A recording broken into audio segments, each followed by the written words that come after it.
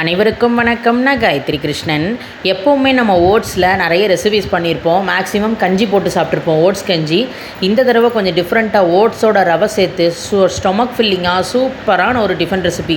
வீடியோவை ஸ்கிப் பண்ணாமல் ஃபுல்லாக பார்த்துட்டு மறக்காமல் நம்ம மணக்கோலம் குக்கிங் சேனலை சப்ஸ்கிரைப் பண்ணிவிட்டு எங்களுக்கு சப்போர்ட் பண்ணிக்கோங்க. ரெசிபி பண்ணுறதுக்கு நான் இன்றைக்கி அரை கப் ஓட்ஸும் அரை கப் அளவுக்கு ரவையும் எடுத்திருக்கேன். ஃபஸ்ட்டு நம்ம ரவையை தான் வறுத்து எடுத்துக்க போகிறோம். எல்லாமே ட்ரை ரோஸ்ட் தான். பேனை இருக்கிறதுலே மிதமான சூட்லேயே வச்சுட்டு ரவையை வறுத்துக்கோங்க. நீங்கள் வறுத்த ரவை எடுத்தாலும் சரி, வறுக்காத ரவை எடுத்தாலும் சரி, கொஞ்சம் வறுத்துட்டு யூஸ் பண்ணும்போது நல்ல டேஸ்ட்டும் நல்லாயிருக்கும், ரெசிப்பியும் சூப்பராக வரும். நான் இன்றைக்கி வறுக்காத ரவை எடுத்திருக்கேன். வாசனை வர அளவுக்கு இதை வறுத்து எடுத்துக்கிறேன்.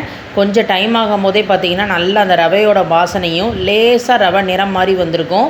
இந்த டைமில் நம்ம தனியாக ரவையை எடுத்து ஒரு கப்பில் வச்சிடலாம். அடுத்தது நம்ம ஓட்ஸ் தான் சேர்த்துக்க போகிறோம். ரெண்டுமே நான் ஒரே அளவு எடுத்திருக்கேன். ஓட்ஸ் அரை கப்பும் ரவை அரை கப்பு எடுத்திருக்கேன். ரவையை வறுத்து எடுத்து வச்சிட்டோம். அடுத்தது நம்ம ஓட்ஸ் சேர்த்துக்கலாம்.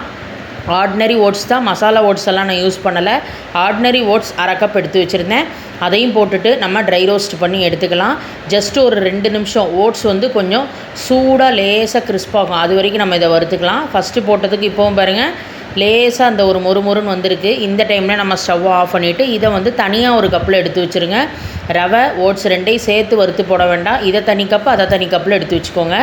இப்போ பார்த்திங்கன்னா பேனில் ஒரு 2 டேபிள் ஸ்பூன் அளவுக்கு எண்ணெய் விட்டுக்கலாம். எண்ணெய் ஹீட் ஆனதுக்கப்புறம் ஃபஸ்ட்டு இதில் கடுகு சேர்த்துக்கோங்க. கடுகு லேசாக வெடித்து வர ஸ்டேஜில் இதில் நம்ம உளுத்தம்பருப்பு ஆட் பண்ணிக்கலாம். கூடவே கொஞ்சம் கடலைப்பருப்பு அதையும் சேர்த்துடலாம். பெருங்காயம் ஆட் பண்ணிக்கோங்க. இந்த பருப்பு எல்லாமே எண்ணெயிலே கொஞ்சம் அப்படியே தாளித்து ரெடியாகி வரட்டும். இப்போ இதில் பார்த்திங்கன்னா நம்ம முந்திரி பருப்பு சேர்த்துக்க போகிறோம். இது ஆப்ஷனல், வேணுங்கிறவங்க ஆட் பண்ணிக்கலாம். நான் ஒரு டேஸ்ட்டுக்காக சேர்த்துருக்கேன். கூடவே கொஞ்சம் கருவேப்பிலையும் சேர்த்துக்கோங்க. 2 பச்சை மிளகாயை கீறி வச்சுருக்கேன். உங்கள் காரத்துக்கு ஏற்றவாறு எடுத்துக்கிற அளவை பொறுத்து பார்த்துட்டு சேர்த்துக்கலாம். அப்படியே எல்லாத்தையும் சேர்த்து எண்ணெயிலே வதக்கி விட்டுக்கோங்க. பச்சை மிளகாலாம் பார்த்திங்கன்னா எண்ணெயிலே நல்லா வதங்கி வரணும், அந்த வரைக்கும் நம்ம வதக்கணும். இப்போ இந்த அளவுக்கு வதக்கினதும் நம்ம இதில் வெங்காயம் சேர்க்க போகிறோம். ஒரு பெரிய சைஸ் வெங்காயத்தை கட் பண்ணி வச்சுருக்கோம், அதை உள்ளே சேர்த்துக்கலாம். வெங்காயத்தை ரொம்ப வதக்கணும்னு இல்லை, ஜஸ்ட்டு ஒரு 2-3 நிமிஷம் வெங்காயம் கொஞ்சம் பொன்னிறமாற வரைக்கும் வறுத்துக்கோங்க. இப்போ இதில் நம்ம காய்கறிகள் சேர்க்கலாம். நான் இன்றைக்கி கேரட்டை துருவி வச்சுருந்தேன், அதை உள்ளே சேர்த்துட்டு இன்னொரு 1 நிமிஷத்துக்கு அப்படியே சேர்த்து மிக்ஸ் பண்ணி விட்டுக்கலாம். வேணுங்கிற காய்கறி நீங்கள் ஆட் பண்ணிக்கலாம். இன்றைக்கி நான் வெங்காயம் போட்டிருக்கேன், கேரட் போட்டிருக்கேன். கூடவே பார்த்திங்கன்னா ஒரு தக்காளி பழம், பழுத்த தக்காளி பழமாக மீடியம் சைஸ் ஒன்றை கட் பண்ணி போட்டிருக்கேன். குடமிளகா கொஞ்சத்தை ஃபைனாக கட் பண்ணி அதையும் உள்ளே ஆட் பண்ணியிருக்கேன். கூடவே பார்த்திங்கன்னா கொஞ்சம் காலிஃப்ளவரை எடுத்து வாஷ் பண்ணிவிட்டு இந்த மாதிரி சின்ன சின்னதாக அதை எடுத்து அதையும் உள்ளே ஆட் பண்ணிக்கிறேன். நான் இன்றைக்கி இந்த காயெல்லாம் போட்டு பண்ணுறேன். வேணுங்கிறவங்க நீங்கள் உங்கள் விருப்பத்துக்கு ஏற்றவாறு போட்டு பண்ணிக்கலாம். கூடவே நம்ம தேவையான அளவு உப்பு சேர்த்துக்கலாம். ஏன்னா காய்கறிகள்லாம் உப்பு போட்டால் சீக்கிரமாகவே வதங்கி வரும், அதனால் தேவையான அளவு உப்பு சேர்த்துக்கோங்க.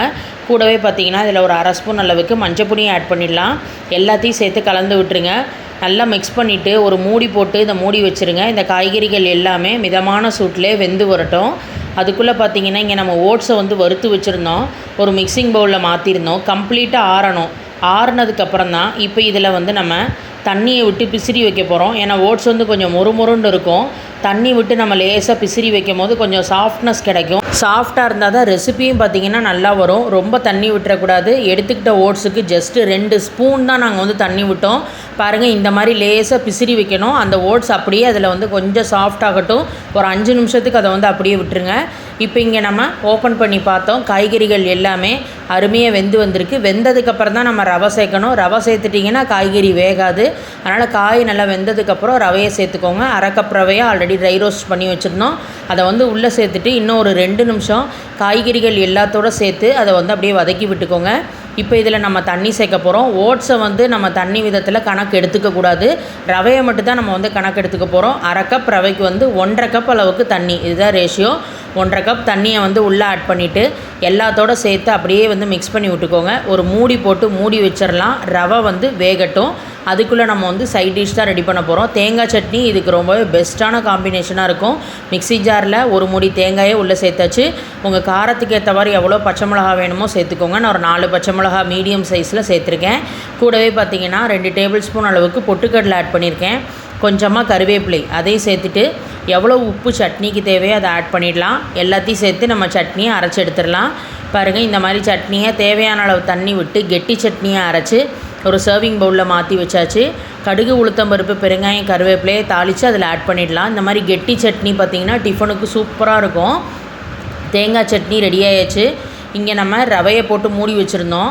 பாருங்கள், ரவையோடு சேர்த்து நான் மிக்ஸ் பண்ணும்போதே உங்களுக்கு தெரியும் எந்த அளவுக்கு நல்லா ரவை சூப்பராக வெந்து வந்திருக்கு அப்படின்னு. காய்கறிகளோட அவ்வளோ அருமையாக வெந்திருக்கு. இப்போ பாருங்கள், நம்ம பிசிறி வச்சுருந்த அந்த ஓட்ஸு நல்லாவே சாஃப்டாக வந்திருக்கும். இப்போ அந்த ஓட்ஸை வந்து அதில் சேர்த்துட்டு ஒரு 2-3 நிமிஷத்துக்கு மட்டும் நம்ம சேர்த்து மிக்ஸ் பண்ணி விட்டுட்டு மூடி வைக்க போகிறோம். ஓட்ஸ் பார்த்திங்கன்னா டக்குன்னு வெந்துடும். ஏன்னா ஆல்ரெடி நம்ம தண்ணி பிசிறி ஊறி வச்சனால இன்னுமே நல்லா சீக்கிரமாகவே வெந்து வந்துடும். ஓட்ஸோடு சேர்த்துட்டு ஒரு 2-3 மினிட்ஸ் அப்படியே சேர்த்து வதக்கி விட்டுக்கோங்க. இப்போ ஒரு மூடி போட்டு மூடி வச்சிடலாம். ஒரு 5 மினிட்ஸ் அப்படியே இருக்கட்டும். இப்போ ஒரு 5 மினிட்ஸ்க்கு அப்புறம் நம்ம ஓப்பன் பண்ணி பார்க்கலாம். பாருங்கள், ஓட்ஸ் வந்து இருக்கிற இடமே தெரியாமல் எவ்வளோ அருமையாக அதோடு சேர்ந்து பைண்டாகி வந்திருக்கு அப்படின்னு. சர்வ் பண்ணுறதுக்கு முன்னாடி லாஸ்ட்டாக சூடாக இருக்கும் போதே 1 ஸ்பூன் அளவுக்கு நெய்யை சேர்த்துட்டு மிக்ஸ் பண்ணிக்கோங்க. நெய் அப்படியே இந்த சூட்லேயே எல்லாத்துக்குள்ளும் நல்லா அப்படியே பரவி பைண்டாகி வந்துடும். அப்படியே சேர்த்து கலந்து விட வேண்டிதான். நம்மளோட அருமையான ஓட்ஸ் ரவை 2 சேர்த்து ஓட்ஸ் ரவா கிச்சடி தயாராகியாச்சு. இன்ஸ்டண்ட்டான ஒரு டிஃபன் ரெசிபி. நீங்கள் நினச்சிங்கன்னா வீட்டில் ஓட்ஸு ரவை இருந்ததுன்னா டக்குன்னு பண்ணிடலாம். நல்ல டயட் ஃப்ரெண்ட்லி, டயபெட்டிக் ஃப்ரெண்ட்லியான ரெசிபி. ஸ்டொமக் ஃபில்லிங்காக இருக்கும். சைட் டிஷ்க்கு நம்ம ரெடி பண்ண தேங்காய் சட்னியோடு சாப்பிட்டா ரொம்ப அருமை. அதுவும் நம்ம வெஜிடபிள்ஸ் எல்லாம் வேறு போட்டிருக்கோம்.